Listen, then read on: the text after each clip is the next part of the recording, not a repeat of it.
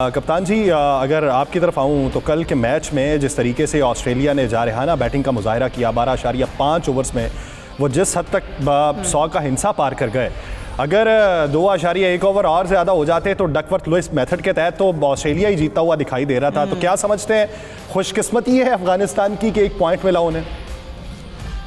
देखें, एक तरफ तो वो खुशकिस्मती दोनों की है कि वो क्वालिफाई कर गए 4 पॉइंट के साथ, तो दूसरी तरफ इनका 1 पॉइंट तो हो गया है और एक पहले भी 3 पॉइंट हो गए। लेकिन अब आज का जो मैच है उसमें भी इफ एंड बट की तो बात नहीं है।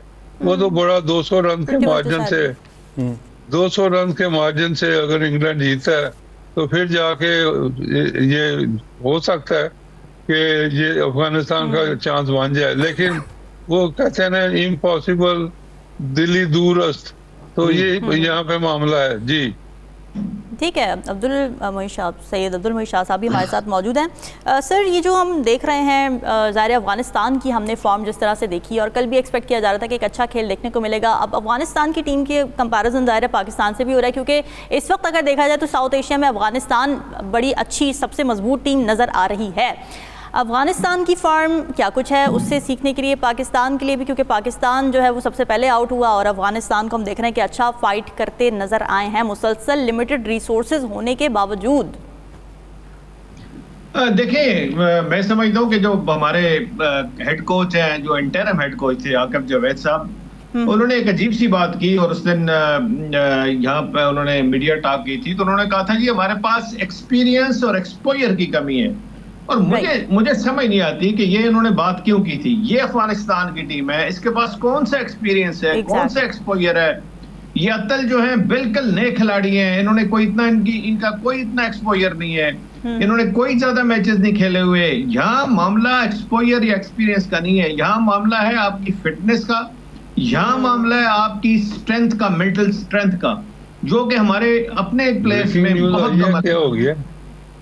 बहुत कम नजर आई। जो हमारे अपने प्लेयर में हमारे प्लेयर की एक सबसे पहले जो मैं समझता हूं कि फिटनेस के बड़े मिसाइल थे। एक जी, आपको आवाज नहीं आ रही? मोहित शाह नहीं आ रही। मोहित शाह साहब की आवाज सरफराज नवाज साहब को नहीं जा रही। देखिएगा, मोहित शाह साहब बोल रहे हैं। सरफराज साहब जी, मोहित शाह की बिल्कुल ठीक है, हम उसको करवा देते हैं, हम आवाज ठीक करवा देते हैं। मोहित साहब आप कंटिन्यू कीजिए प्लीज। जी। तो मैं ये कह रहा था जी कि हमारी सबसे बड़े मिसाइल है हमारी फिटनेस की, हमारे सबसे बड़े मिसाइल है हमारी स्ट्रेटेजी मेकिंग की, जो है बहुत ज्यादा कमी है।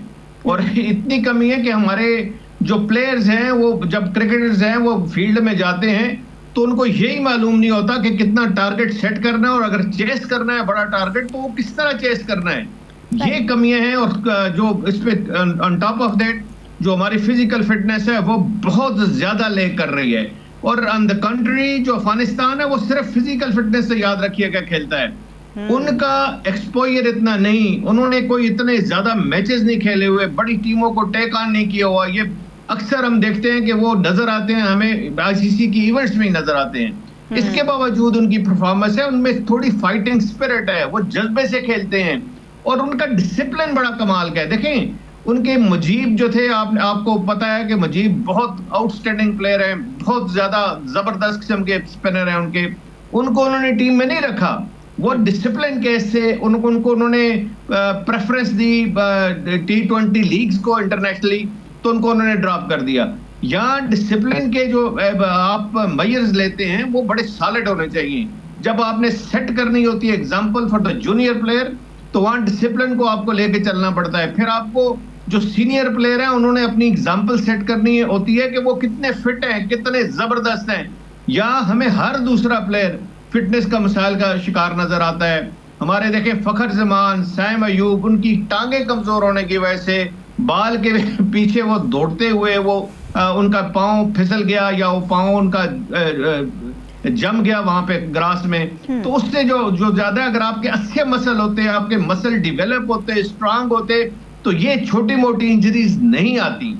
हमारे ये प्रॉब्लम है। तो वो अफगानिस्तान में सबसे अच्छी बात उनकी है कि वो हर प्लेयर अपनी फिटनेस पे बड़ा तवज्जो देता है। इतना ज्यादा अपने आप पे अपनी जात पे वो काम करता है। उसको पता है मैं एलीट एथलीट हूँ, मेरी पूरी कौम, जो मेरे लोग हैं, मेरे सपोर्टर हैं, वो मुझे देख रहे हैं, इसलिए हमें एक्सट्रीमली फिट होना पड़ेगा। हम एक्सट्रीमली फिट नहीं हैं। तो अगर वो आप फिलिप्स की, ग्लेन फिलिप्स की अगर ये बात आप देखें कि मैं दिन में 800 पुशअप करता हूं, तो ये मेरा ख्याल है पाकिस्तान में तो शायद ही कोई 800 पुशअप करता हो।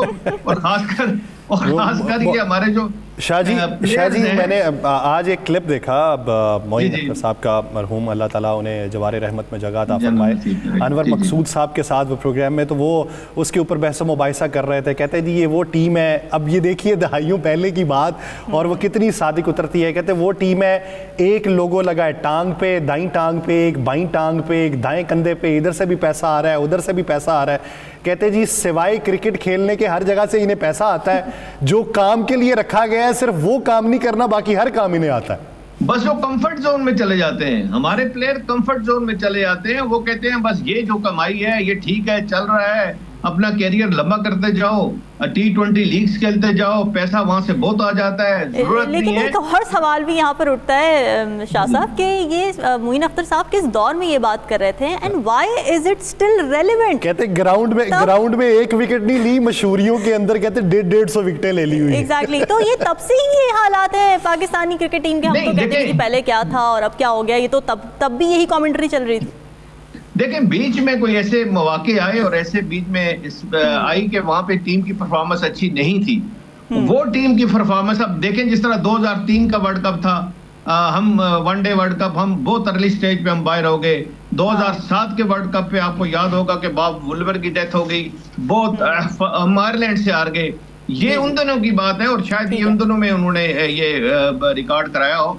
और ये गाए बगाए हमारे ये चीजें आती रहती हैं, बीच में इस तरह के गैप्स आते रहते हैं। जब टीम्स वीक हो जाती हैं, हम प्रॉपरली यंगस्टर को इंडक्ट नहीं करते, और प्रॉपरली जो पुराने प्लेयर हैं वो अपना पूरा अरूज हासिल कर लेते हैं, उसके बाद जब स्लाइड पे होते हैं तो टाइमली वो रिटायर नहीं होते, जिसकी वजह से आपका जो स्ट्रेंथ है टीम की वो लूज हो जाती है, और उसमें फिर परफॉर्मेंस वाइज बड़ा प्रॉब्लम हो जाता है। अच्छा सरफराज साहब, अगर आज देखा जाए इंग्लिश कप्तान जिन्होंने अपनी कप्तानी से 10 बरदार होने का ऐलान कर दिया, आज के मैच के बाद वो हो जाएंगे, लेकिन सवाल ये पैदा होता है कि आपको लगता है कि इंग्लिश टीम की जो कारकर्दगी थी वो पाकिस्तानी टीम से भी बुरी थी? हालांकि वो जम के खेले हैं, पूरा अपना जो है उन्होंने 100% देने की कोशिश की है। अब हार जीत तो वो मैचेस ही ऐसे पड़ गए जिसमें हार जीत उनका मुकद्दर जो वो बनी, लेकिन उसके बावजूद क्या ये ग्रेस मार्क वाला फैसला? नहीं, देखें, अब मुकद्दर का सिकंदर वाली बात आपने कर दी, तो उसमें आप देखें कि सबसे पहले तो उनका भी यही हाल हुआ है, जो पाकिस्तान के स्पिन बॉलिंग नहीं है, उनके पास भी स्पिन बॉलिंग नहीं।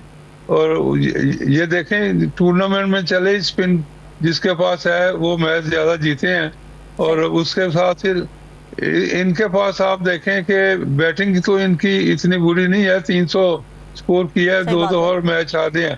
तो ये अब मैं कहूँगा कि इनके पास जो प्लेयर्स हैं, जैसे इनका ये लिविंगस्टन है, ये भी वो पंजाबी में रेलू कट्टे वाली बात करते हैं कि जी थोड़ी बॉलिंग करा लो, थोड़ी बैटिंग करा लो। इस तरह के लोग जो आप टीम में रखे हुए हैं, तो इस नुकसान है टीम का। स्पेशलाइज होने चाहिए कि स्पिनर हो, उसके बाद बैट्समैन जो है वो। और दूसरी तरफ मैं ये कहूँगा कि दूसरी टीमों जो इनके खिलाफ खेली हैं, उनकी प्रोपोर्शनल बैटिंग बॉलिंग, और उसके बाद फिर स्पिन बॉलिंग, फास्ट बॉलिंग, हर तरह के पास उनके प्लेयर मौजूद होते थे। और कैप्टन को कल मैं देख रहा था, वो जब मार पड़ रही थी तो स्मिथ ने तेज बॉलर को उठा के स्पिनर ले आया। इस तरह इनके पास ये चॉइस नहीं है, ना पाकिस्तान के पास चॉइस है। तो ये चीजें मेरा ख्याल है होना जरूरी है। बाकी तो फिटनेस की बात कर लें, पाकिस्तान के जो प्लेयर्स हैं, अब मैं अपना बताता हूँ कि फिजिकल कंडीशन में इस तरह इम्प्रूव करता था कि जो मैं 25-30 ओवर रोजाना करता था, तो अनथक एक तरफ से मुझे तो इन्होंने हॉर्स का नाम दे दिया कि ये घोड़ा है, ये बॉलिंग बिल्कुल थकता ही नहीं है। तो मैं आपको बताऊं कि इंग्लैंड में जब मैं था ऑफ सीजन, तो मैं फील्ड में जाता था। एक तो ग्राउंड होती है ना, रनिंग के लिए मैं फील्ड में जाता था जहाँ खेती बाड़ी लोग करते हैं, वहाँ ऊंची नीची जमीन होती है नीचे, तो वहाँ भागता था कि मेरे घुटने मजबूत हो जाएं अरे वाह। और मैं अपना मोच ना आए। और वहाँ पे आपको पता है कि अप एंड डाउन तो कोई ऊंची कोई नीची जगह है, तो इस तरह ये मजबूती करनी चाहिए। इनको तो बच्चों को पता ही नहीं, ना इनके कोचों को पता क्या करना है।